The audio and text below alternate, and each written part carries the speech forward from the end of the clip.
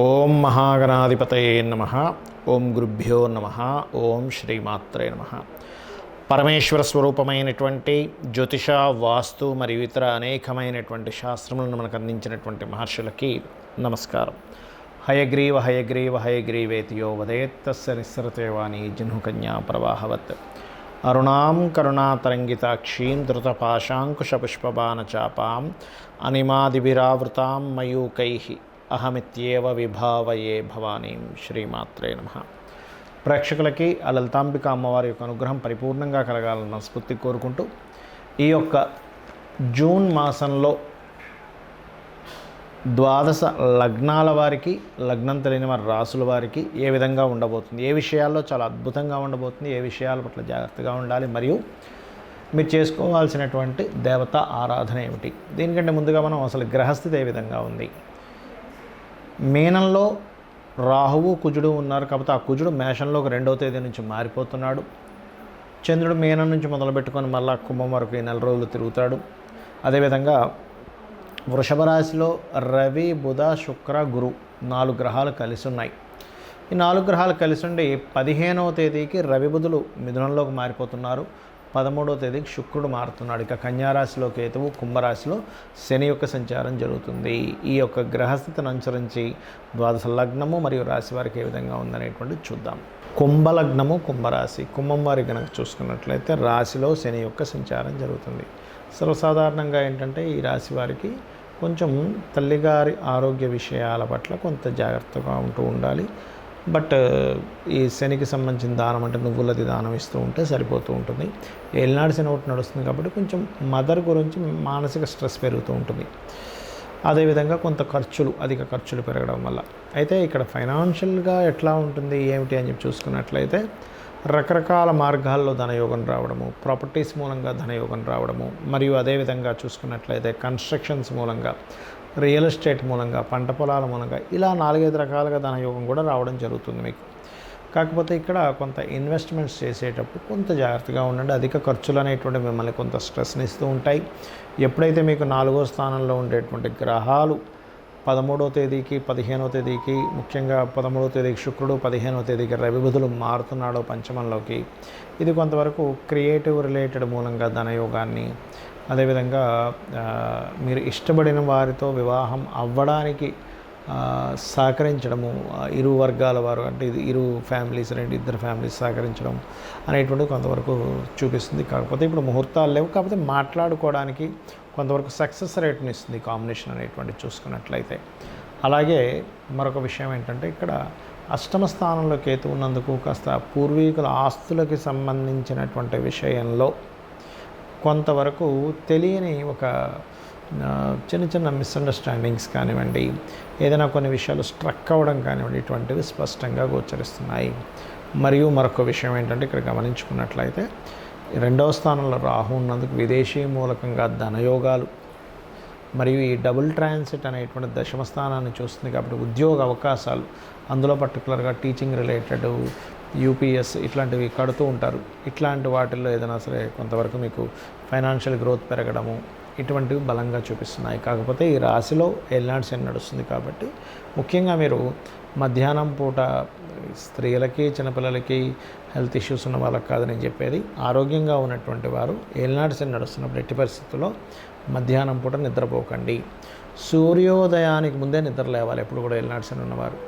అలా కనుక నిద్ర లేవలేని పక్షంలో దాని ప్రభావం అనేటువంటిది కాస్త ఎక్కువగా ఉంటూ ఉంటుంది. ఇది మెయిన్గా గుర్తుపెట్టుకోండి. మరియు మరొక విషయం ఏంటంటే ఇక్కడ గమనించుకున్నట్లయితే మీరు ఎక్కువగా ఆరాధించాల్సినటువంటి దేవతా స్వరూపము విష్ణువుని ఎక్కువగా ఆరాధించండి. ఎంత విష్ణు ఆరాధన చేస్తూ ఉంటే అంత బాగుంటుంది మీకు. మరియు ఇక్కడ గమనించుకున్నట్లయితే ఈ కుంభం వారికి పర్టికులర్గా మీరు ఇంకా దీని ప్రభావం తగ్గాలంటే ఆంజనేయ స్వామి ఆలయాలకు వెళ్ళడం, ఏలినాడు శని ప్రభావం తగ్గాలంటే రెగ్యులర్గా వెళ్ళడము, మరియు కాస్త గోవులకు బెల్లం తినిపించడం చేయండి, అన్ని విధాలా బాగుంటుంది.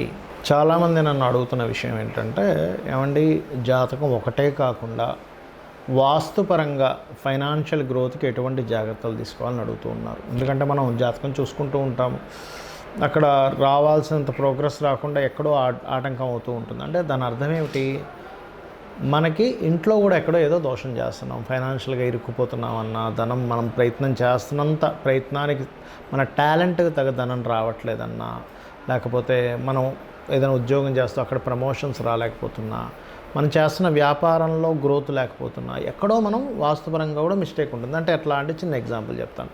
మనకు చక్కగా బండి నడపనవచ్చు, బైకో లేకపోతే కారు, కానీ బైక్ రిపేర్లో ఉందనుకోండి, మనం ఎంత టాలెంటెడ్ అయినా అది ముందుకు వెళ్ళదు, స్లోగానే వెళ్తూ ఉంటుంది. బికాజ్ ఆఫ్ దాంట్లో ఏదో ప్రాబ్లం ఉంది. అలాగే మనిషి జీవితంలో అతని యొక్క జాతక చక్రరీత్యా యోగం ఉన్నప్పటికీ అతను ఇంట్లో చేసే యాక్టివిటీసు, ఇంట్లో చేసే తప్పిదాలు, వాస్తుపరంగా చేసేటువంటి చిన్న చిన్న మిస్టేక్స్ కూడా ఇబ్బందినిస్తాయి. ఎలా అంటే ఇప్పుడు సెకండ్ లార్డ్ బాగున్నాడు, ఫైనాన్షియల్గా వస్తుంది, కానీ వచ్చిన డబ్బులు వచ్చినట్టుగా ఎందుకు ఖర్చు అయిపోతున్నాయి అనిపిస్తూ ఉంటుంది అందరికీ.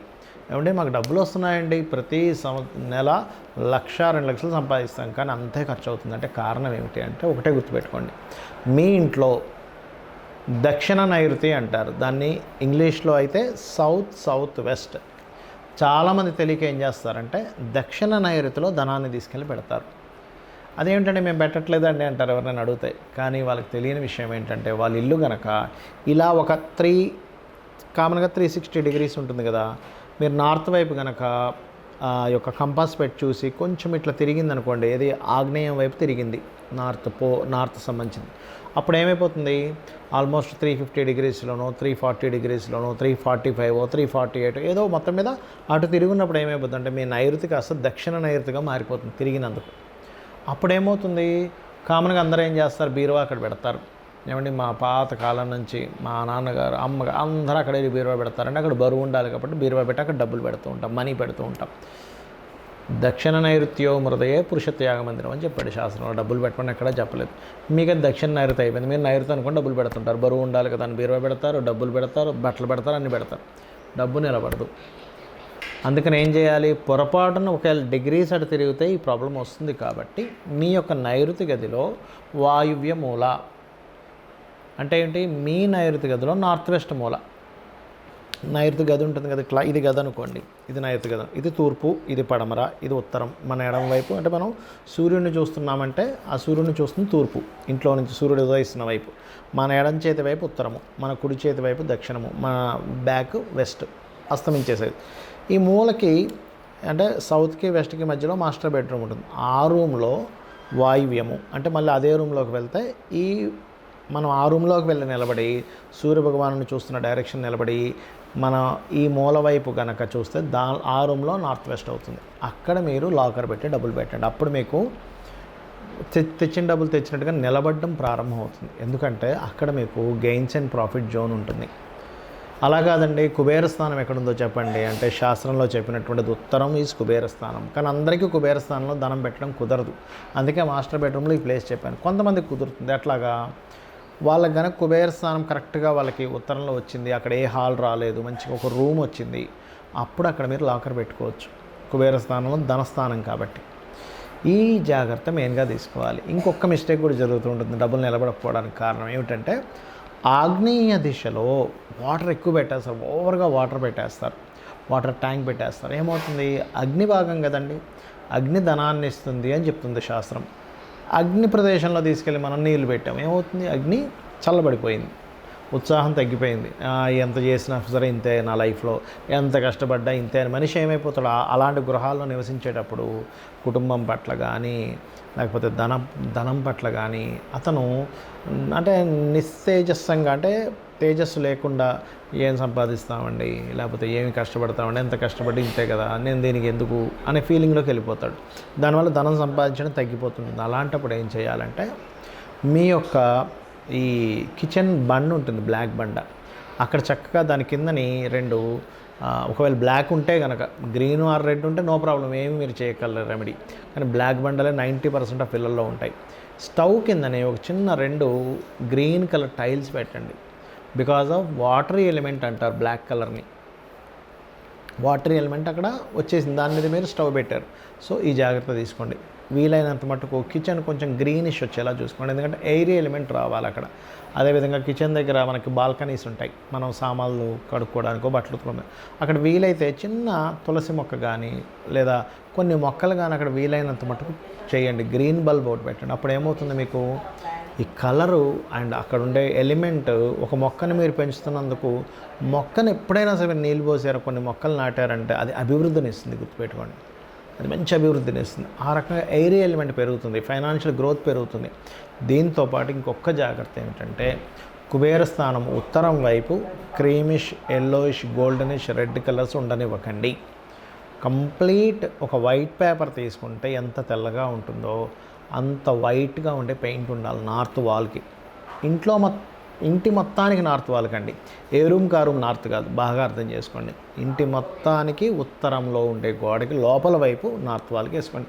ఇక బయట అంటారా మీ ఇష్టం, లైట్ కలర్స్ ఏదైనా వాడుకోవచ్చు, నో డోంట్ వరీ. సో ఇది చేయండి. మీరు ఎంతో కష్టపడి ఎన్నో పరిహారాలు చేసుకుంటున్నా ఈ ఇంట్లో ఉండే ఈ చిన్న చిన్న దోషాలు కూడా మిమ్మల్ని ఆపుతూ ఉంటాయి, మీ కష్టాన్ని వేస్ట్ అయిపోయేలా చేస్తుంటాయి. కాబట్టి ఈ చిన్న చిన్న జాగ్రత్తలు తీసుకోండి, అన్ని విధాలా బాగుంటుంది. అమ్మవారి అనుగ్రహం మీకు కూడా కలుగుతుంది.